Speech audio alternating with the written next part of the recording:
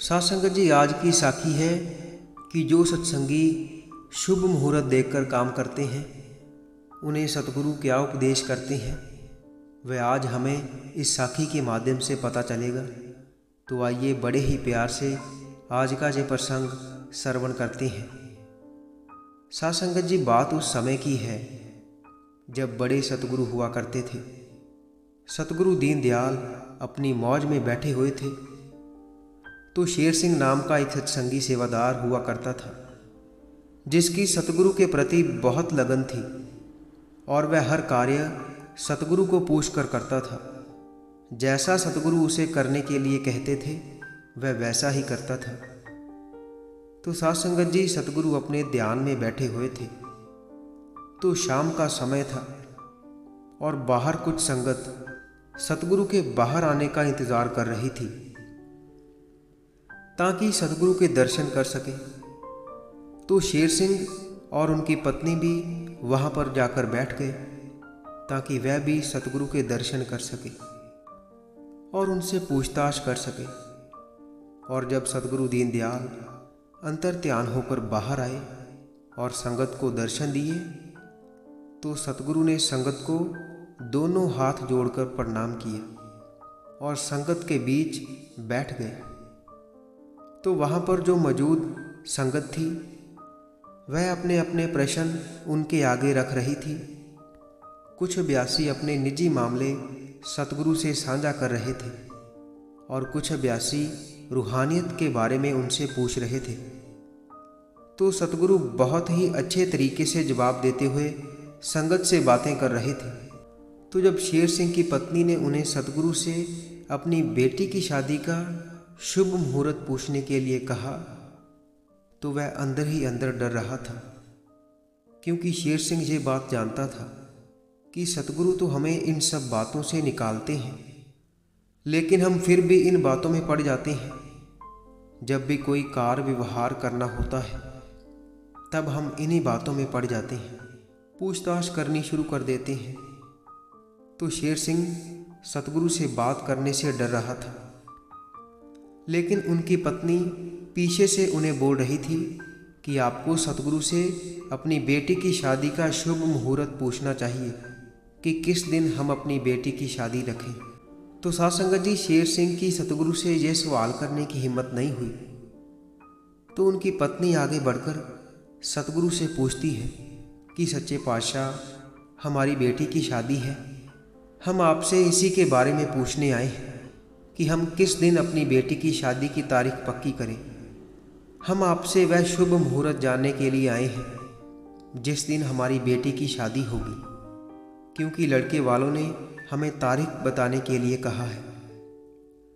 तो हम इसी बात को लेकर चिंता में पड़े हुए हैं कि कौन सा दिन शादी के लिए रखा जाए।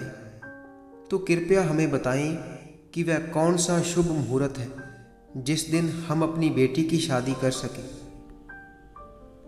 तो साथ संगत जी, उस बीबी की यह बात सुनकर पहले तो सतगुरु कुछ नहीं बोले, लेकिन कुछ देर चुप रहने के बाद सतगुरु ने अपने एक सेवादार को कहा कि जाओ, जाकर यंत्री लेकर आओ। तो जैसे ही सतगुरु ने यह हुक्म दिया तो वहाँ पर बैठी संगत यह समझने लगी कि सतगुरु तो हमें इन सब बातों से निकालते हैं, लेकिन अब सतगुरु ही इन बातों में पड़ रहे हैं, ये कैसे हो सकता है। लेकिन साथ संगत जी, संतों की लीला तो वही जानते हैं, उनकी महिमा तो वही जानते हैं।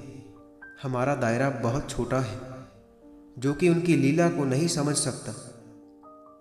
तो जब सतगुरु ने अपने एक सेवादार को यंत्री लेकर आने का हुक्म दिया तो उसने किसी भी तरह करके यंत्री सतगुरु के हाथ में दे दी। तो सतगुरु उसे देख रहे थे और सभी संगत की निगाहें सतगुरु पर थी कि सतगुरु क्या कहने वाले हैं। तो वहाँ पर बैठे शेर सिंह को भी लगने लगा कि शायद सतगुरु शादी की तारीख बताने वाले हैं, और वहाँ पर बैठी और भी संगत यही समझ रही थी। तो जब सतगुरु देखते रहे तो वहाँ पर बैठे एक सत्संगी ने सतगुरु से सवाल कर दिया कि सतगुरु, आप तो हमें इन सब बातों से निकालते हो और अब आप ही इन बातों में पड़ रहे हो, ये आपकी क्या लीला है कृपया हमें भी बताएं। तो सतगुरु ने उस सत्संगी के प्रश्न का जवाब देते हुए कहा कि मैंने ये यंत्री इसलिए मंगवाई है ताकि मैं इस यंत्री में देख सकूं कि इसमें कौन से शुभ मुहूर्त बताए गए हैं और कौन से अशुभ बताए गए हैं। और जो अशुभ मुहूर्त होंगे जिनको इस यंत्री ने अशुभ बताया है, मैं उन्हीं में से एक तारीख ढूंढकर इनको दूंगा ताकि वह उसी दिन अपनी बेटी की शादी कर सके। तो साध संगत जी, सतगुरु की यह बात सुनकर सभी संगत हैरान रह गई कि सतगुरु ये क्या कह रहे हैं, जबकि हम तो कुछ और ही सोच रहे थे। तो वह सत्संगी फिर सतगुरु से सवाल करता है कि सच्चे पातशाह, हमें कुछ समझ नहीं आई, कृपया हमें विस्तार से बताएं कि आप क्या कहना चाहते हैं। तो सतगुरु ने उस समय संगत को उपदेश दिया कि भाई, इतनी बार तो सत्संग में समझाया जाता है कि हमें इन सब बातों में नहीं पड़ना, हमें इन सब बातों से ऊपर उठना है और नाम की कमाई करनी है, तब जाकर हम सत्संगी कहलाएंगे। लेकिन हम कहाँ मानते हैं, फिर भी वही बातों में पड़ जाते हैं जिनमें हमें नहीं पड़ना चाहिए, क्योंकि मालिक के बनाए हुए सभी मुहूर्त शुभ ही हैं। यहाँ पर शुभ और अशुभ की कोई बात नहीं है। ऐसा कोई भी मुहूर्त नहीं है जो अशुभ है। क्या वह मालिक हमारे लिए कुछ अशुभ कर सकता है? वह हमारे लिए अशुभ क्यों बनाएगा? उसने तो सब कुछ शुभ शुभ ही बनाया है। लेकिन हम फिर भी नहीं मानते, फिर भी वही बातों में पड़ते हैं जिनमें पढ़ने से मना किया जाता है, जबकि ऐसा कुछ भी नहीं होता। मालिक की बनाई हुई हर चीज़ शुभ है। उसकी बनाई हुई चीज़ भला अशुभ कैसे हो सकती है? हमें इस पर विचार करने की ज़रूरत है। और साध संगत जी, सतगुरु कहते हैं कि मैं इसलिए इस यंत्री से वह अशुभ मुहूर्त ढूंढ रहा था जो इसके मुताबिक बताया गया है, ताकि वह तारीख जो इस यंत्री में अशुभ बताई गई है वह मैं इनको बता सकूं। और ये बात भी सच है कि अगर मैं इनको वह तारीख बता देता तो इन्होंने उसी को शुभ मानकर सभी कार्य करने थे, क्योंकि इनके अंदर यह विश्वास हो जाना था कि यह तो हमें हमारे गुरु ने दी है, ये तारीख तो हमें हमारे गुरु ने बताई है, इस तारीख पर कुछ अशुभ हो ही नहीं सकता। जबकि यह किसी भी तारीख को अपनी बेटी की शादी कर सकते हैं, तब भी कुछ अशुभ नहीं होगा, क्योंकि जो उसे याद कर कर किसी कार्य की शुरुआत करते हैं उनके काम में विघ्न पड़ ही नहीं सकता। और अगर पड़ता भी है तो उसके पीछे भी कोई ना कोई कारण अवश्य होता है, क्योंकि अगर हमारा कोई कार्य बिगड़ जाता है, कोई काम नहीं बनता, तो उसके ना बनने के पीछे भी मालिक की कोई ना कोई रजा जरूर छिपी होती है, जो हमें तब तो समझ में नहीं आती, लेकिन समय के साथ साथ हमें समझ आने लगती है कि उस समय जो भी हुआ था अच्छा ही हुआ था, क्योंकि मालिक जो भी करता है ठीक ही करता है। वह किसी का बुरा नहीं करता। अगर किसी का बुरा होता है तो वह उसके अपने ही कारण होता है। वह तो सबका भला करने वाला है, सबकी संभाल करने वाला है।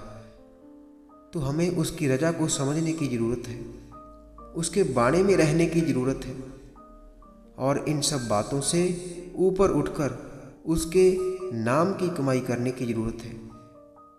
तभी हम इन सब बातों से ऊपर उठ पाएंगे और ये एहसास कर पाएंगे कि इस सृष्टि में अच्छी बुरी नाम की कोई चीज़ नहीं है।